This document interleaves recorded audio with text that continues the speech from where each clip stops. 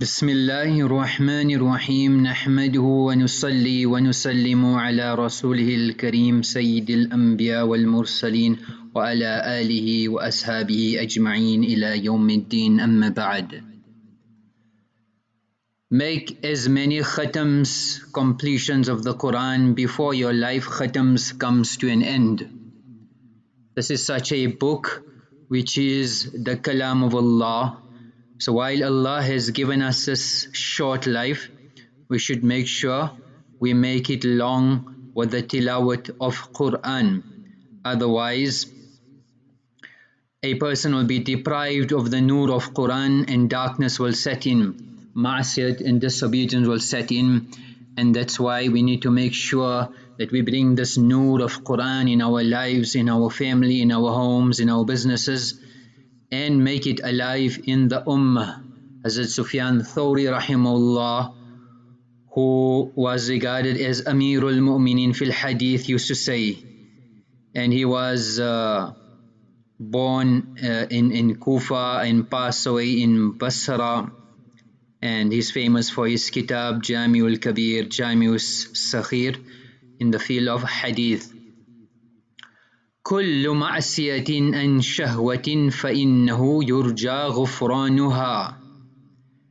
There is hope that every sin which is prompted by inner passions will be forgiven. يرجى غفرانها. وكل معصية عن الكبر فإنه لا يرجى غفرانه. But, however, it cannot be hoped that sins promoted by pride will ever be forgiven. So one is a sin that a person through his nafsaniyat and inner passions commits a guna and he'll make tawbah and he'll be forgiven. But when it comes to pride, there is a possibility he won't be forgiven. Why? لأن معصية إبليس كان أصلها من الكبر. The foundation and the basis of Iblis's sin was pride.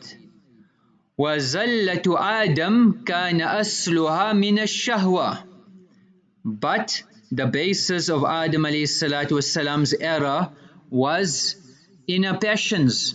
So Allah subhanahu wa ta'ala forgave Adam alayhi salatu wasalam, but Iblis is mal'oon.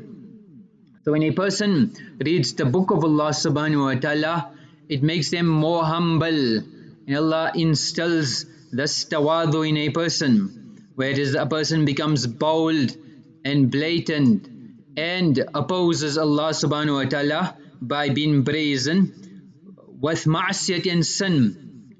So if I read Allah's kalam, if I do Allah's work, we should have yaqeen Allah will do my work. Abu Haazim rahimahullah used to say, I found the world divided into two portions. The first one is for me, which reaches me in every condition, in all hearts, in all halat and conditions. It will not go to somebody else. But the second one, which is for others besides myself, I will not reach it, I will not attain it.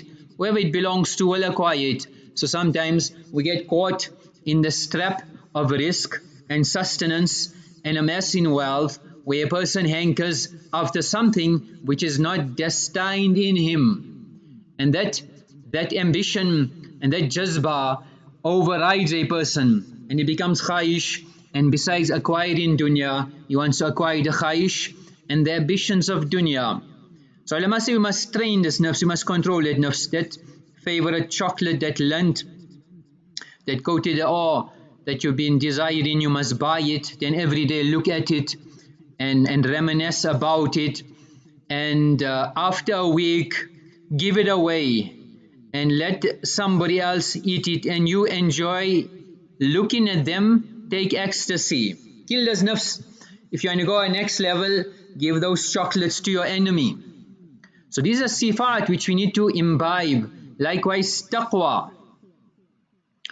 People stay away from haram, that is known, but to stay away from doubtful things, that's a level which we should come. If two groups of ulama have opinion, then we should try to be cautious, and on the side of caution, it is doubtful. Some say it's permissible, some say it's not permissible. then rather err on the side of caution. That's why Ebrahim Bin Ad rahimahullah used to say, there are two types of taqwa. Taqwa fard, that taqwa which oneself abstains from disobedience, from ma'asi, the commands of Allah which are forbidden, clear cut. And taqwa hazar, this is the praiseworthy one, where a person saves himself from doubtful things. So dunya is a place of grief, but this grief can be beneficial or harmful. How? As Ebrahim Bin Ad rahimahullah used to say, there are two types of grief. The grief which is beneficial, which is the worry for qabr, for akhirat, the worry, I need to make my tilawat, I need to make a khatam, I need to be in the masjid, takbir ula, safi ula, I cannot leave the house where ana mahram will see me. That's the grief of akhirat. And another grief which is harmful is the grief of the dunya and amassing and acquiring the things of this dunya. So amongst the names of the Quran is kalam. The kalam, where Allah subhanahu wa ta'ala mentions in Surah Tawbah, وَإِنْ أَحَدٌ مِّنَ الْمُشْرِكِينَ اسْتَجَارَكَ فَأَجِرْهُ. If any one of the idolaters seek protection from you, then grant him protection. حَتَّى يَسْمَعَ كَلَامَ اللَّهِ, حَتَّى يَسْمَعَ كَلَامَ اللَّهِ, until he hears the words of Allah. So Mujahid has explained under this ayah, it refers to someone who comes to hear the Quran from Nabi alayhi salatu wasalam and listen to revelation wahi. So from the time he comes till he leaves, he is safe. So he is aman. So this Quran is the kalam. Ulama explain what's the speciality of kalam, that it's such a speech which will affect the hearts. And in Arabic also, kalam is connected to inflicting a wound as well. It inflicts, it has an effect. So like how a knife can inflict a wound, the kalam of Allah is such that it will heal, it will inflict an effect on the heart. So when a person is in a situation and he needs to save his life, then he may inflict the wound on an enemy to protect his life. So this will firstly, this hard heart, it will crack it, it will break it, it will destroy the hardness and make it soft, and it will allow the words of Allah and His Rasul to permeate this heart. Secondly, it is so powerful, it will inflict a wound on the enemy shaitan, Iblis as well. So making tilawat of Quran, we should make this niyat that Ya Allah, the darkness in my heart, this intention, Ya Allah, whatever hardness is in my heart, Ya Allah, you destroy it, remove it completely and fill it with softness and let it take effect from Quran.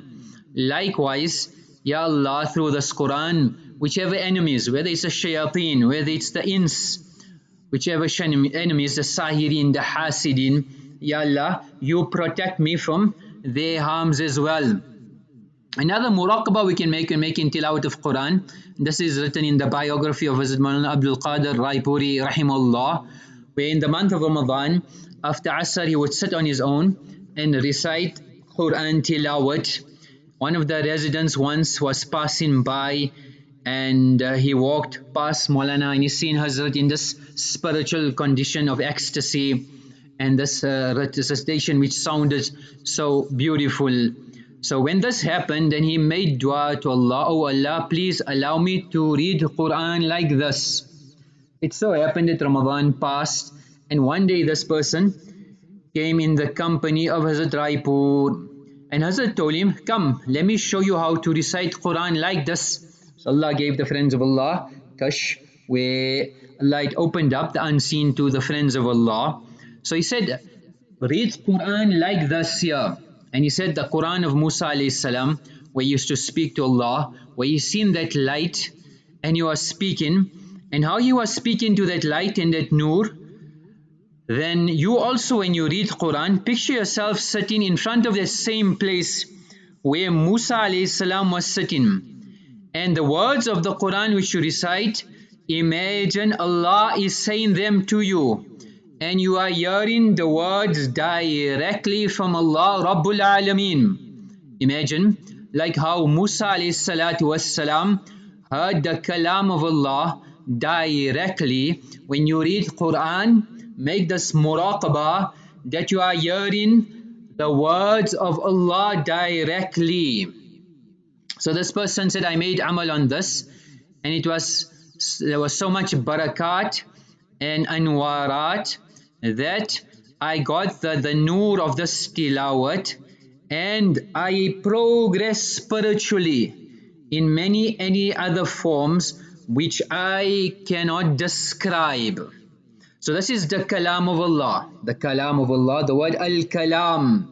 The muraqabah on this word al-kalam. Hazrat Maulana Ashraf Ali Thanwi Mujaddid Millat has mentioned that the kalam of Allah is the most perfect, because the knowledge of Allah is perfect as well.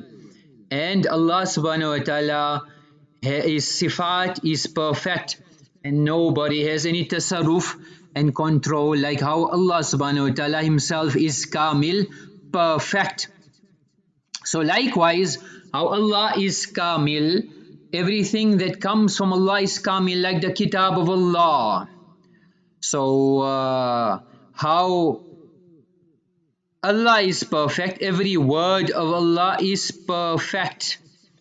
And the sifat of Allah, for example, Allah is Rahim, nobody can reach the rahmah of Allah subhanahu wa ta'ala. Allah is Qadir, nobody can reach the power of Allah subhanahu wa ta'ala.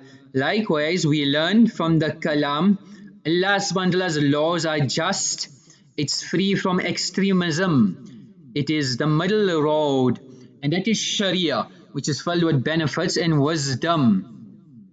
So if man relies on his intellect and intelligence, then it will be filled with flaws, unlike relying on the words of Allah, which is filled and imbibed with moderation. So you should tell Ya Allah, in whatever condition you're in, that Ya Allah, I am too weak. Ya Allah, your kalam is powerful and you are powerful as well. Ya Allah, whatever condition I'm in, instill through the barakah of reading this Quran. Ya Allah, instill and guide me. Ya Allah, you open up the haqq towards me. So the kalam of Allah is the ultimate kalam. Nowadays, unfortunately, Allah subhanahu wa ta'ala protect one and all, but we have got affected by the voice of the musicians and the voice of the sports stars and the Hollywoods and the Bollywoods of this world. Imagine how much particular commands there are with regards to the masturat and the women of this ummah, yet a female singing music and beautifying her voice to entice men, and the men still dare listen to these voices. Music in itself is haram. On top of it, a female singing girl, which is amongst the alamat of Sa'ah, close to Qiyamah, music and singing girls will become common. And nowadays, people, it's as if you're listening to the words of Iblis directly and taking ilham to Iblis. So even in normal videos, people say, I want to listen to news. There's music there. Bollywood launches their movies with songs. It's a special quality that they've connected to Bollywood. Even, na'udhu billah, the musical ringtones nowadays on our phones. We have not been spared, even in front of the Baytullah, in front of the Rawda Athar, in front of Nabi alayhi salatu wassalam, you will still hear music in these muqaddas places. So for us to get out of it, we need to turn to Allah subhanahu wa ta'ala and know that for me to get out of this guna, it is not in my control, it is in the control of Allah Rabbul Alameen, and Allah subhanahu wa ta'ala's favor will be upon me if He protects me from music, if He protects me from all forms of haram. But we need to hand our matter over to Allah subhanahu wa ta'ala. We shouldn't believe we can do it on our own. like a man was driving his car and he went into a ditch on a quiet country lane. So there's a farmer there who was passing with a horse. So he said, could your horse please pull me out of the ditch? So the farmer said that my horse buddy is a very strong horse, he'll do it, let's see what he can do. So he hooked the car up to his horse and he said, pull, Blackie, pull. So the horse didn't move. Then the farmer said, pull, Whitey, pull, and he didn't move. Pull, Happy, pull, and he didn't move. Then the farmer said, pull, Buddy, pull. He called him by his real name, and the horse effortlessly pulled the car out of the ditch.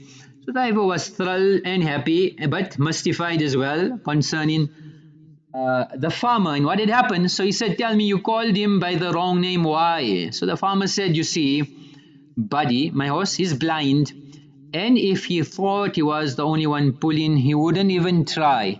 If he thought he was the only one pulling, he wouldn't have tried. If we think so we can do things on our own, it's a lost battle. But if we hand our matters over to Allah subhanahu wa ta'ala, then we are on a winning streak. So the kalam of Allah to effect, Allah warns us, أَلَمْ يَأْنِ لِلَّذِينَ آمَنُوا أَن تَخْشَعَ قُلُوبُهُمْ لِذِكْرِ اللَّهِ وَمَا نَزَلَ مِنَ الْحَقِّ. Has not yet the time come for the people of Iman that their hearts should humble in front of the kalam of Allah, in front of the remembrance of Allah and the truth that has been revealed.